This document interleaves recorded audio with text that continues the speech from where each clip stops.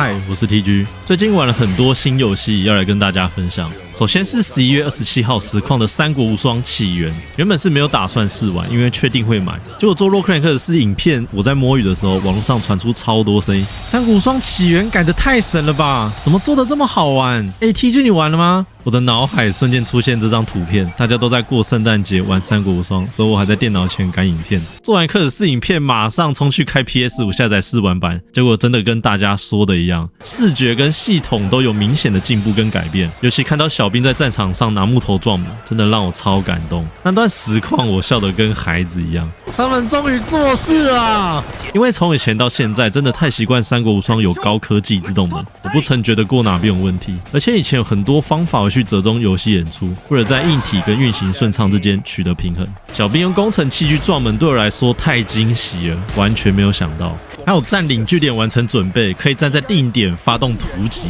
跟着一群人一起冲杀出去。看到这个画面，真的觉得哇，很热血，我终于感受到大家是真的想要去抢地盘的流氓，不再是只会等玩家做事，整天没事喊苦战，然后原地跳舞等着领薪水的一群废物。就有自己玩过的3代帝王传，然后4到7、战国无双1到4，跟真田丸还有蛇魔等等，以前很多都是切画面去演出特殊事件，很少直接反映在战场上。很难得这次无双想到在这方面加强细节，然后士气影响应该是历代之最。我打困难难度，最后打李绝大军团。袁绍脑冲到自己快没血，玩家去碰他就会加满，所以袁绍是满血状态哦。然后对方启动火箭，袁绍就死了。我自己玩过，影响最大的是战国无双3起源试玩版，我觉得远大于这代。这时就要提到又一个很棒的改良点，战场有些事件会产生中继点，战败可以回到想要的时间点去改变世界线。我不知道8代有没有，8代我玩不下去，所以我稍微改变进攻路线，还来不及沾到袁绍，袁绍又死了，打得比上次好，甚至是最好的一次，袁绍还是被火箭射死。就这样试了20几次，袁绍就死了20几次，就好像命运石之门的轮太郎救不了嘟嘟噜。我无数次回到过去去拯救袁绍，好像全三国都否定四世三公的存在。士气条的影响严重到可能会成为历史之弊，我方武将满血还是有可能会死。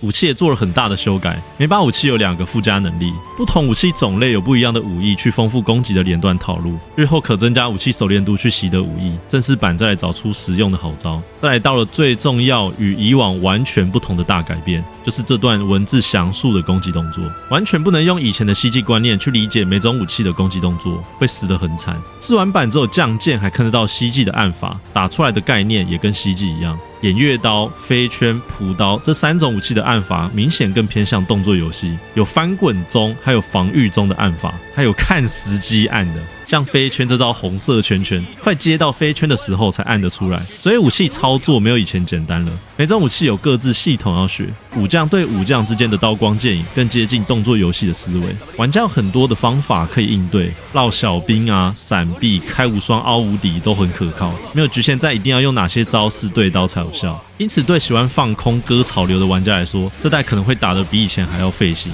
调简单难度可能好一点，改动有好有坏，没办法，毕竟游戏最终目的还是要卖钱。我个人对起源大幅度的改动是很开心的，不过根据之前的官方消息释出，让我有些额外的担忧。确定只能主力操控主角，以及短暂操作可共赴战场的9位武将，位属5个3位，导致我担心这代耐玩度会比以往的无双稍差。毕竟以前的无双游戏最大的特色就是每位角色有个人传，后来浓缩成5大势力。玩不同的无双武将，最高兴的就是看到贵重品发现这行讯息出现在荧幕上，获得最强武器视为角色毕业，或者有些资深玩家更极端，把每位武将能力值超满，还有更资深的玩家只把女角能力值超满。刚好前几天买的3本法米通寄来了，里面有介绍到起源，买3本只是为了我想换凯路迪欧跟萨路的。起源里面有写玩家全部能用9种武器，所以我已经做好这方面缩水的心理准备，可能收集武器的内容比以前少很多，感觉比较适合当做新的分支系列来看待它。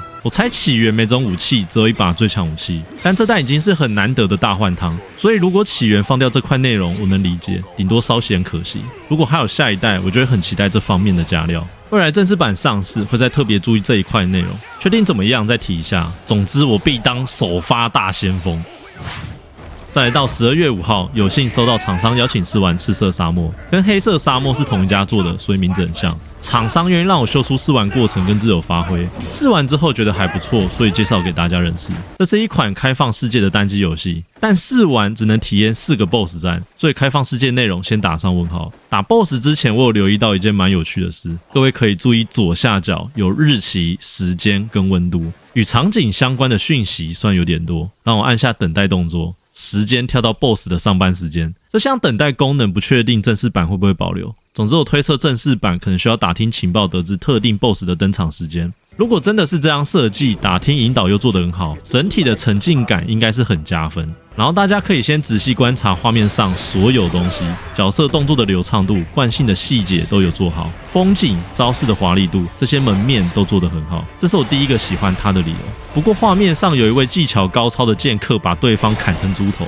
不好意思，那位猪头就是我。我在 BOSS 战一直吃不出东西。他们试玩影片很鼓励用一招利用太阳光折射剑体去照他眼睛的招式，但是复合剑，非常不好按，而且只有特定时机才能照他，很严格。后来员工超人在一旁监督，建议我用另一种复合剑跟他打摔跤，说这招很有效，可以多用，马上变 WWE。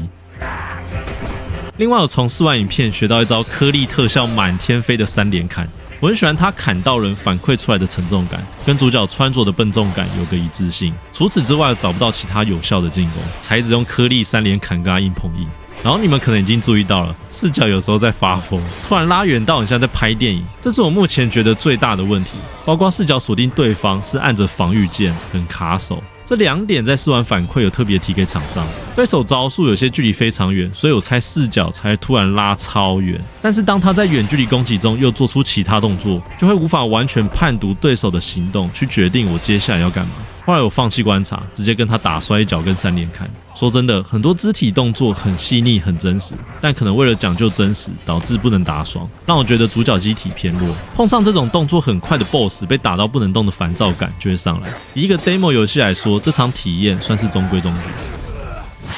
再来到我觉得最公平、最好玩的一局，双方体格跟速度都差不多一样，现场直接上演一段猛男跟猛男的激烈碰撞秀。我看画面还以为在看比利海灵顿。这掌打出印记的招式对他特别有效，可以瘫痪对方一阵子，搭配3连砍，还有刺击。不过无法从任何地方知道为什么这2招对他特别有效，也许正式版才知道吧。打到第2血条，砍到一半开始被各种霸体流氓回来，搞到后面只能像斗牛一样，等他冲过来再刺激。除此之外，我找不太到办法给他伤害，这个阶段不是很有趣。最后来偷偷检查他们的场景建模怎么样，大概也是前段班等级。厂商对视觉的要求应该很高，很好看。下一场打这只超过动的猴子，可以爬到它背上砍它。所以目前3只王各有不同打法。这只因为身上有毛，才有办法爬在背上，属于特殊动作，让我想到汪达与巨像。另外一个是爆炸剑，但是第2阶段过动到根本没办法打，所以只好重复用爆炸剑把它敷衍掉。打法很自私，跟下一关都不太喜欢。最后一关是机制关，操作复杂到我没办法跟各位介绍。L3 跟 R3 可以把自己喷高一次，印象是按住 R3 射出蜘蛛网，同时用左手控制 L3 去荡秋千，荡到最高点，然后同时按住 L3 跟 R3， 还是 L2 跟 R2 忘记了，用出很像音速小子的攻击破坏掉筒子，然后就结束了。我忘记滑翔摔死。所以这段长达3小时的试玩，让我觉得很吃重玩家用对方法，战斗偏向见招拆招，各自使用强招的暴力平衡。可惜问题有使不出其他招式，试玩影片教学超级多的复合键，时间短到根本记不住。我觉得战斗跟角色动作已经有一定以上的完成度，视角跟操作方式应该算是好改善的问题。如果未来有玩到开放世界的内容，玩完又觉得不错的话，应该蛮大的几率会买。而且这种画面我感觉会吸引很多核心以外的玩家，上市之后的回响应该是大有可期。然后12月11号睡前买个 PO12 小玩一下，结果靠腰开错账号，买到 Steam 国际服的序号，后来开对账号再买一次，登录进去，你的账号已被封锁。干，我差点坐飞机去纽西兰敲门，还有重寄解锁信就搞定了。这次学到不要睡前买序号的教训，买对也不要高兴得太早。PoE2 一玩就上头了，目前玩到24级，我玩游侠。我觉得 PoE2 有一个很独特的地方，相较于一代跟暗黑2，它把前期的拓荒期拉得超级长。第一章的长度我感觉相当于一代跟 D2 2章的分量，但是并不会慢到让人想打瞌睡。原因很多，我讲最有感的部分。每只小怪并不容易打倒，偶尔需要换招或是翻滚躲招，所以每只小怪有机会展现出他们的动作，还有死亡表现，甚至记住少数小怪需要特别注意的地方。死亡表现，例如 D2 的女猎手死掉会发出惨叫声，灵魂随之飘出。虽然这个对打宝完全不重要，但是对我来说很有记忆点，有代入感。记住，它确实属于暗黑破坏神这个世界的怪物。这些设计会加强击杀的互动感跟反馈感，甚至你觉得打倒一位很强的敌人，而不是立刻出来送死，化为一滩血水。敌人完全没有帮忙勾住玩家对游戏的兴趣。这些细节跟节奏让前期很像动作游戏。很多人说破完一轮就能开刷，开始进入令人熟悉的刷宝体验。然后完成任务给的技能宝石有跟上强度，敌人也有可能掉出来，也不用管装备启动有没有连线，也不需要练宝石等级，只需要专注感觉哪个技能比较强，然后尝试不同辅助宝石的效益好不好。十字弓的技能超级有趣，有些技能可以视为子弹的弹种，像冰冻弹、高射炮。极射是我最近的新欢，根本就是扛着一台战神 B51 在中古世纪横扫四方，重新填装的时候才耗魔。总之前期无时无刻都有新东西，很好玩。我觉得超级适合用世纪帝国2去形容 PoE2 跟暗黑破坏神2的拓荒感。PoE2 有一种回到黑暗时代的感觉，前期进展缓慢，装备穷到被鬼抓走，看到底材好的蓝装跟黄装都会想拿起来鉴定，鉴定出好词缀跟掉金装一样开心。超能力也是超级重要的资源，我完全没想过我的装居然会穷到要去看商店货来加强我的装备，这是我在 PoE2 拓荒最感到震惊的事情。推图卡到我不能放过任何加强装备的角落，然后赌博比游戏还刺激。鉴定出所有投射物技能等级加3，直接打到天亮。技能就是一切伤害的来源，等级上升就是变强。我超级讨厌装备有一长串的词缀，用那个数字去显示物品强度，完全在干扰玩家判断这个东西到底强不强。当初从 D2 跳到 D4， 看到数字就头很痛。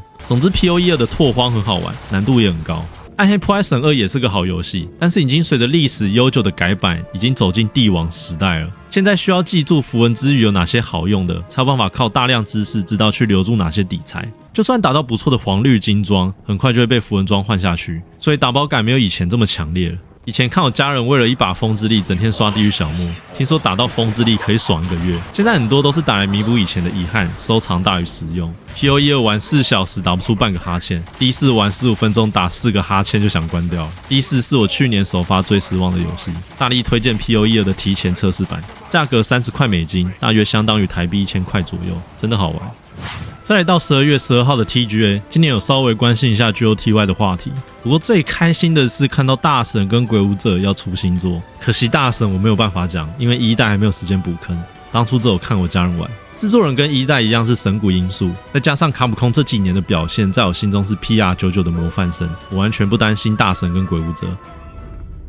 我超级期待鬼舞者新作。我觉得鬼舞者的游戏元素到现在应该也是会很受欢迎。日本武士跟战国时代背景，再搭配各种异想天开的幻魔一族，故事能玩出很多很新鲜的套路。之前3代还搞过时空穿越，现在终于有机会让这批出来放风一下，但也是很可惜，目前没有能力全讲。我对鬼舞者有兴趣的时候，已经是我念国中的事情，早就出到3代了。然后卡在海底神殿就放弃了。新鬼舞者就玩得比较彻底，有跑完幻魔空间100楼拿鬼斩级文字，但以前念国中被限制周休日只能打2小时的电动，所以比起深入玩家，我的程度算不上什么丰功伟业。几年前有买1代 Remaster 打到破关，2代我想说等哪一天要开始讲鬼舞者系列再来玩，所以一直放着，就变成现在这样了。新作预计2026年上市，应该可以结束掉洛克人 X 系列跟快打好鬼的挑战计划。再想一下哪时候执行从1代破到新鬼舞者，去整理自己的记忆，再做成好看的影片。希望明年有空完成这件事情。最后来小聊一下尼基灰姑娘的小游戏。上个月阿金在凌晨突然发一封陈情书给我，不是情书，说尼基灰姑娘小游戏很难玩，问我玩了吗？问观众，也有观众说想看我喷。我原本打算等活动最后一天再打，后来提早挑一天用手机实况打到破关为止，干差点中风。他预设是开的，干你娘嘞！看他的无底洞是怎么做啊？他不要做的好像下面还有路啊！干你！简单提几个玩到不爽的点就好了，因为去评论一个过期的小游戏没什么意义。首先，尼基是一个菜篮手游，我不知道他做那么大是在发什么神经，真的超大，小游戏大到4小时我才能破关。原本只是播30分钟上去收菜的手游，遇到这种要玩很久又有进度的就很讨厌。在手机上搞一个银河恶魔城类型的横向探索，根本虐待大家的手指头。操作上我是觉得没什么问题，但是要求精度蛮高的，然后自动锁定很智障。它是以自身原型判断优先攻击的对象，所以会发生对天花板跟地板开枪的蠢事。传送点把你的眼睛蒙起来传送，根本看不到自己传到哪里，还要收集东西才能继续。而且引导对很少玩这类型的玩家来说不太直觉，所以就是要玩家感受到灰姑娘的无力跟痛苦，这才是这个小游戏的精髓。他们还把切换画面会提高高度的设计拿来放在挑战关卡，就跟离职员工在游戏里藏一坨大便在离职一样道理，这就是人性嘛。结局意外也很随便，痛苦了4小时就为了一行字。可能他们想说已经把重要对话放在关卡上，所以不知道结局要放什么。我也不知道为什么我干脆不把时间拿去玩恶魔城。这款小游戏的优点是它能玩，缺点是没有好玩的地方。这次的地下城比它好玩100倍，这才是小游戏啊！其实我对负责这块的员工很敬佩，因为他们之前做过很多类型的小游戏，简单来说很不容易，因为类型太多了。上次很难玩的也就只有劲舞团钓鱼小游戏，其他都不错，而且还用这台小电动去收纳所有小游戏，真的超级用心，真开心！我又一次还完很多债。暗域幻想等到下次讲完 P3RD 的游戏，把硬碟清出600GB 才能开始玩。很感谢大家之前很捧场，很抱歉没有办法马上做暗域幻想影片，对大家来说真的很不好意思。我暂时能做到的就是花钱买来放着。最后特别感谢 SNK Asia 寄来一个很棒的行事历，他把每一代的恶狼传说封面图按照发售顺序往下排，我超喜欢这个，所以帮他们宣传一点东西。最近 KF15 更新 Vice 跟马球雅2位性感女秘书，最新的恶狼传说预计在明年年初发售，也会买来玩一下，打算根据自己对格斗游戏了解的程度来解说就好，所以角色性能没有打算很深入的介绍，怕误导。这1个月忙很多影片跟实况以外的事情，帮忙兼修委托的 Shorts 还有实况精华，还有感谢现在才知道的邀请，那天有带超多东西上节目分享，跟铁牛和六探聊得很开心，很推荐大家去补那集的重播，也导致12月的更新频率降低，希望大家见谅。我是 TG 讲戏，祝各位有个愉快的圣诞节，感谢你的收看，拜拜。